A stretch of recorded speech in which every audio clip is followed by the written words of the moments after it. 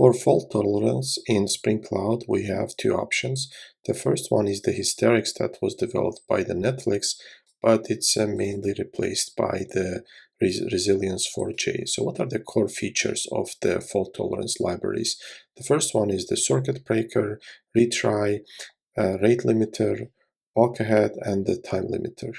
So today we are going to review one of those features, one of those core features, which is that the circuit breaker. So what is the main feature of the circuit breaker? In circuit breaker, what happens is, let's say in our case, right? So we have two services. We have a booking service and we have a hotel service. Let's say that the hotel service is not available. Instead of sending request to the hotel service, so what will happen is that we are going to return a message here if the request to the hotel service is failing or hotel service is not available.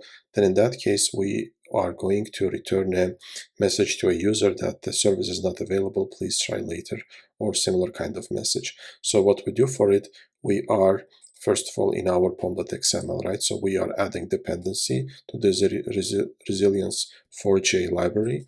And another one, what we do, we are adding here, we are adding the name of the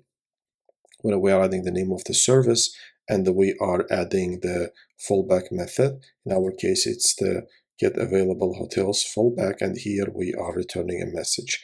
And also in our application.yaml, we are adding the Resilience4j related configurations.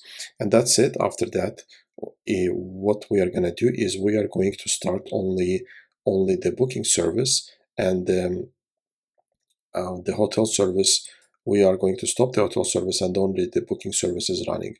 When we try to send the request to the hotel's endpoint, then it will return us this message because the hotel service is not available. So it's already running. Let's go and see how it's working. So as you can see here in Eureka, we have only one service running, booking service. We haven't started hotel service on purpose. Now, when we are sending a request to the hotel service, it will return us a message: booking service, hotel service is not available.